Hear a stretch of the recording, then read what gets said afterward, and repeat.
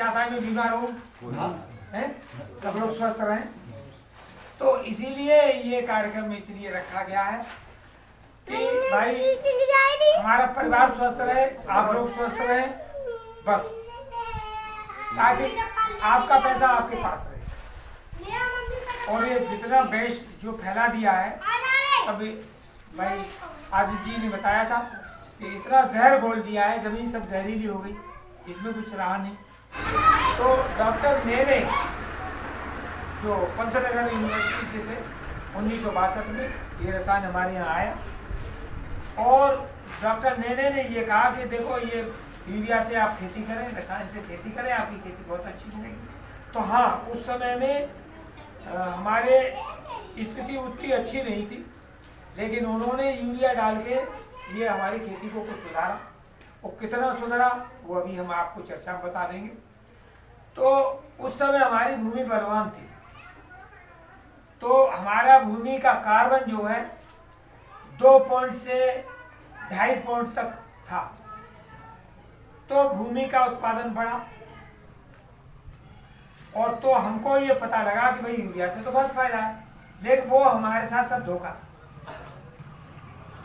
इतना था कि आज हमारी भूमि इस कगार पर हो गई है, भूमि बंजर हो गई, भूमि में कुछ रहा नहीं।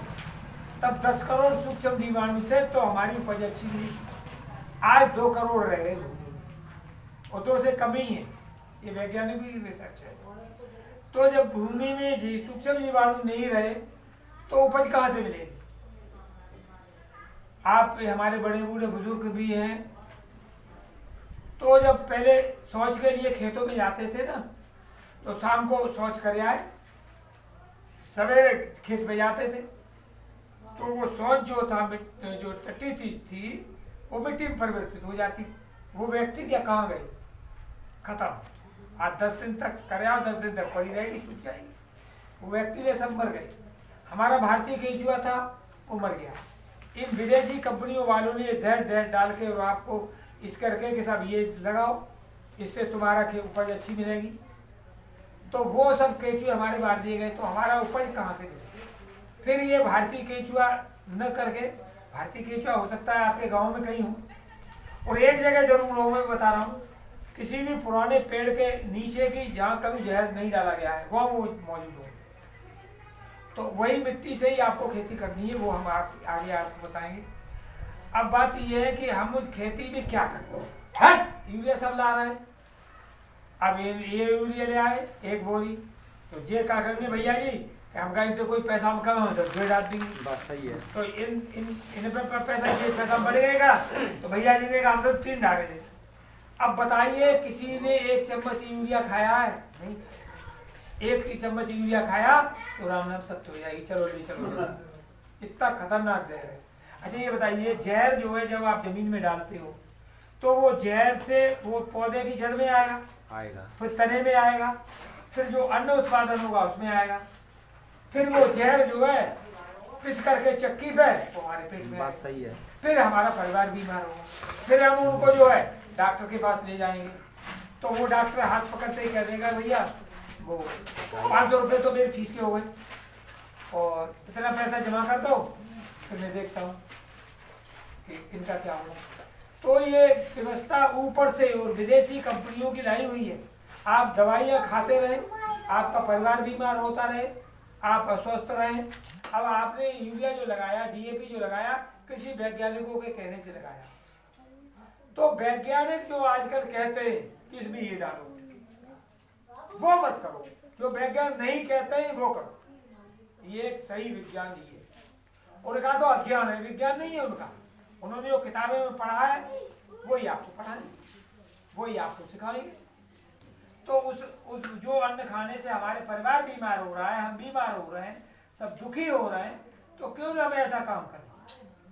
तो इसमें आपको एक देसी गाय लानी पड़ेगी। अब आपको यहाँ प्रकृति क्या है इसको जानना। ये प्राकृतिक खेती है, ये प्रकृति क्या है? प्रकृति है परमात्मा की दी हुई चीज को प्रकृति कहते हैं।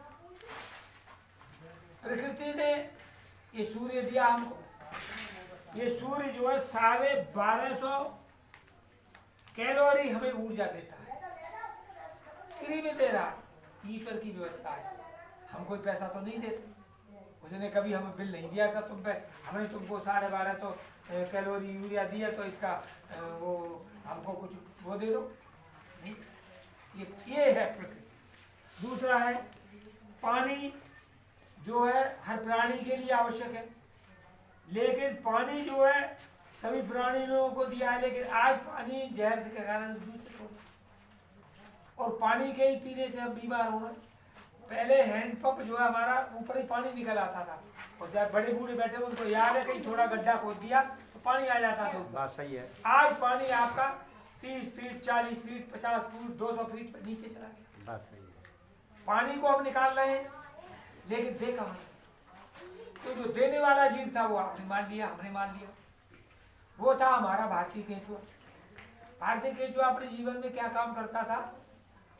भारतीय केंचुआ आपके खेतों की निराई गुड़ाई करता था, जमीन को पोली करता था, और जो खा करके अपने शरीर के अंदर जो तत्व बनता था उसमें नाइट्रोजन भी था और जो है कैल्शियम भी था, ये सब कुछ तत्व मौजूद था। तो वो जा करके हमारे पौधे की जड़ के पास छोड़ता था। और अभी जो बरसात आएगी उसमें आप प्रैक्टिकल करना ही, केंचुआ जो मिट्टी खा करके वो गोल गोल बना देता है ना अपनी विष्ठा को, तो उसको देखना बारिश कितनी भी तेज पड़े वो मिट्टी बहेगी नहीं, वो ऐसा लेप कर देता है जो पौधा उसकी ले अपने अंदर और आपको शुद्ध करे। अच्छा, बेकेचू आ जाते घेसा कहते हैं, घेसा घेसा कहते हैं, लेकिन घेसा आपको अब ये हमारी सरकार ने विदेशी केंचुआ बना दिया।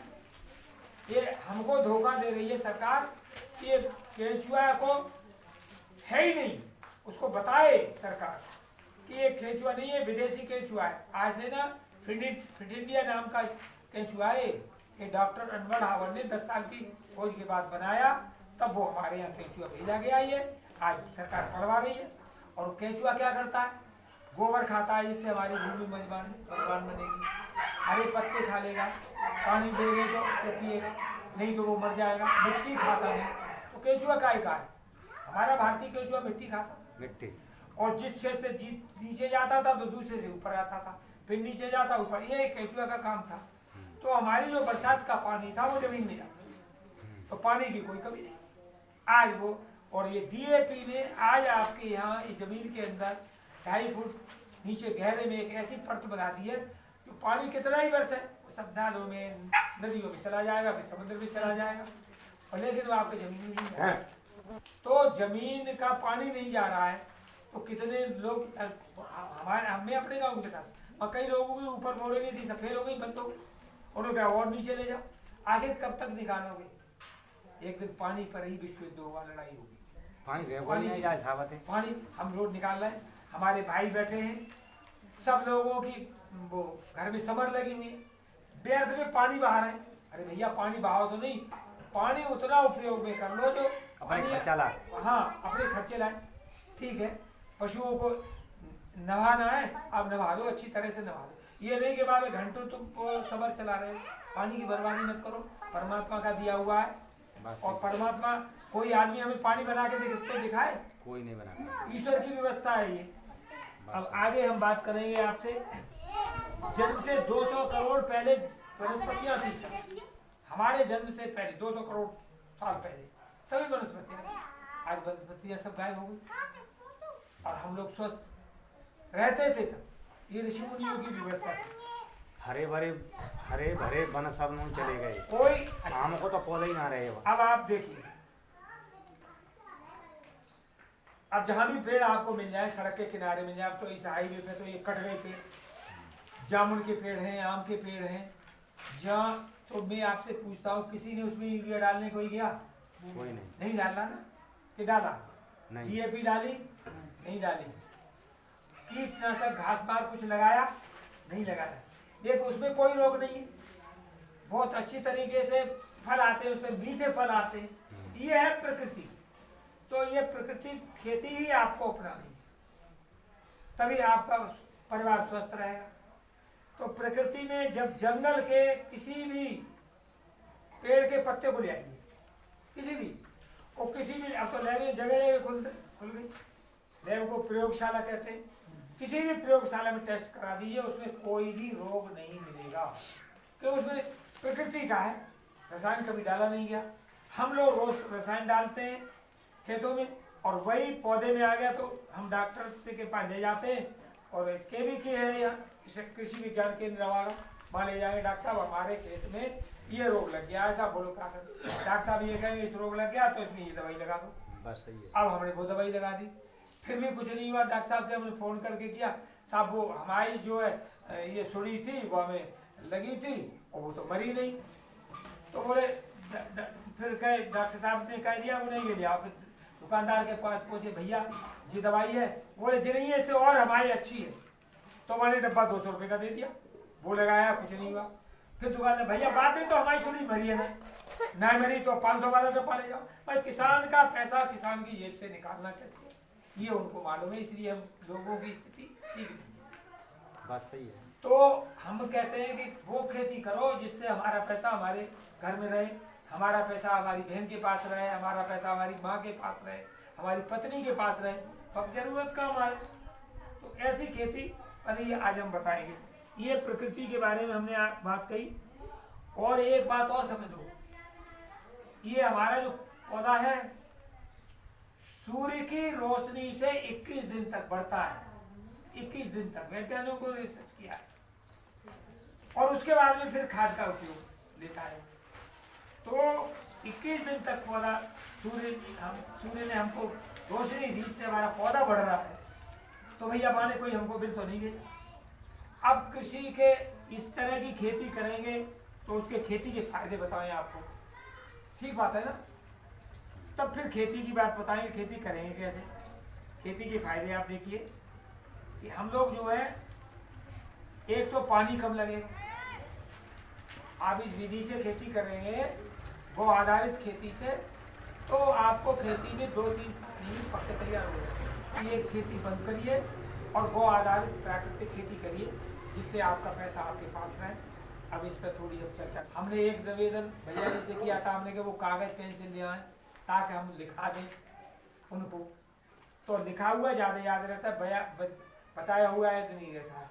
वैसे हमारे आदित्य जी अभी इस प्रयत्न में है कि आपको छपा हुआ वो दे दें, लेकिन वो हमारी किसी वजह से वो छप नहीं पाया कि उसमें कि किसान के पास उतनी चीज़ पहुंच जाए वो कैसे खाद बनाए। जब आप बीज बोते हैं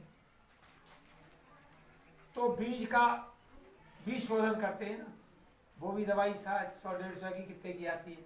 वो कहते थे डॉक्टर साहब ये ले जाओ बीज शोधन कर लो, तब वो हम कहते हैं हम आपको बीज शोधन की फ्री वाली चीज़ बताते हैं, घर में करो।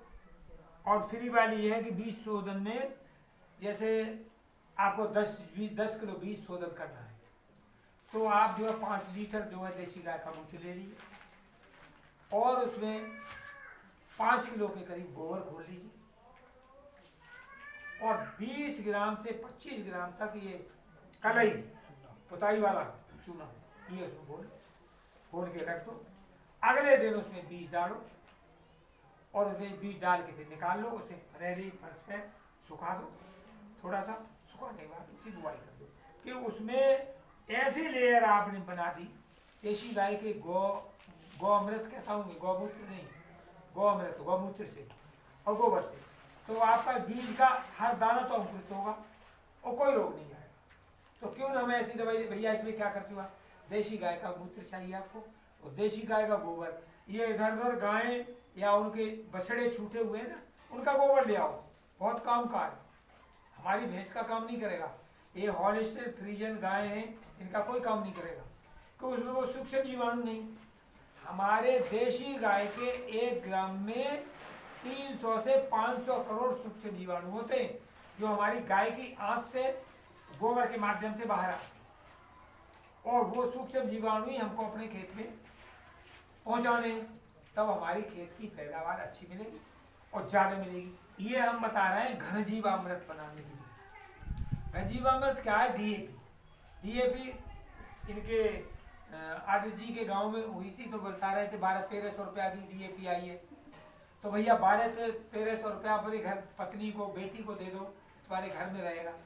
डीएपी घर पे बना लो, हम बनवाते, उत्पादन कम मिले तुम्हारी फसल में, वो हम आपको तो हम आपको लिख के दे देंगे कि आपका उत्पादन कम मिले तो हम दे देंगे। तो डीएपी की वो जगह खाद कैसे बनाएं इसको आप समझ लें। हम तो हर गांव जाने को तैयार है, जहाँ 5 लोग हैं 5 ही भी जाने को तैयार है। हम किसी से तुम्हारा कुछ ले तो रहे भैया, कर लोगे तुम्हारा फायदा होगा। सही बात है। देखो देशी गाय का गोबर 10 किलो, ये किसकी मतलब डीएपी की? डीएपी बनाने की विधि, डीएपी नहीं, घन जीवामृत। देखो इस खाद का नाम घन जीवामृत। डीएपी के प्रयोग बाद बताएंगे। घन जीवामृत खाद, घन जीवामृत खाद एक जने लिख लो, फिर अपने बोलो। आप फिर सबको बता देना। इसमें देशी गाय का गोबर है, लिखने यहाँ 10 किलो गाय का गोबर, और एक गाय 7-8 किलो गोबर रोज देती है। ये छूटी फिर रही, किसी का भी ले आओ भैया, तो फ्री मिल रहा है, ये तभी तो शून्य लागत है। जब तक गाय आप नहीं पाल पा रहे हैं तब तो उसका कर लो।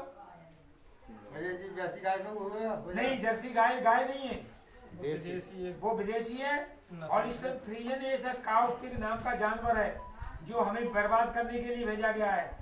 इसके दूध से और जो चीज इस्तेमाल करें उससे हमें कैंसर होता है।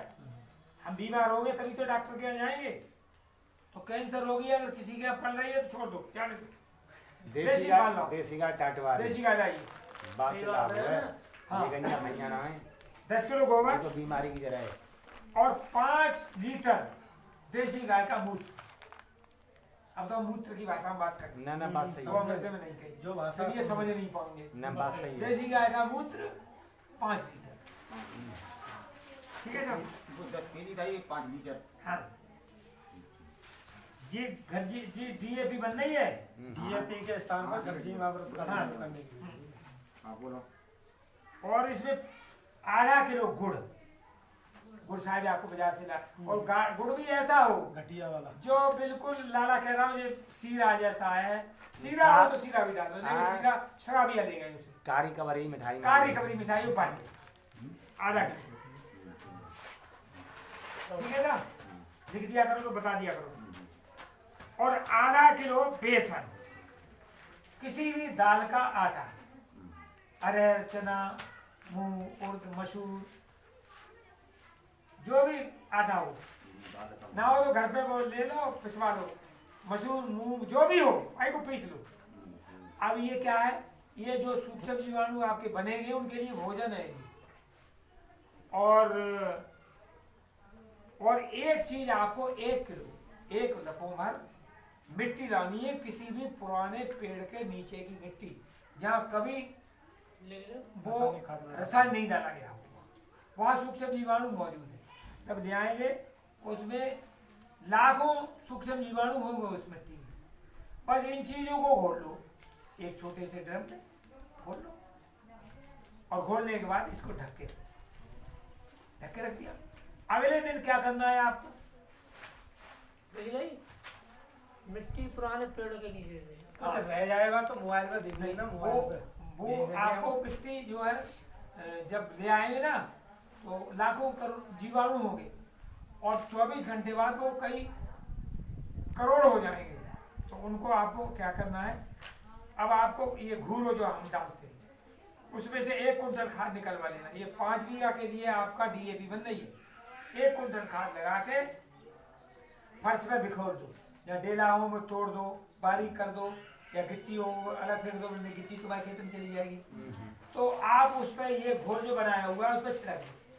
छिड़कने के बाद में फिर उसको फावड़े से मिला दो, फावड़े से मिला के रख दो। और जो सूक्ष्म जीवाणु आपने जो बनाए हैं ये कई करोड़ हो गए, आप वो 2 बोरे में थोड़ा सा फैला दीजिए अगर गीली हो तो, बस बोरी में सुखवा के आप छाया में रख दीजिए। बस ये डीएपी आपकी बन गई। और डीएपी को आप लेके 5 बीघा में ये 1 कुंटल जो डीएपी बनी है आपकी डाल दीजिए। अगर ज्यादा नहीं बनाते हो, 10 विषय के लिए बना लो, आधी बना लो, ज्यादा बना लो तो पड़ोसी को दे दो, उसका भी भला हो।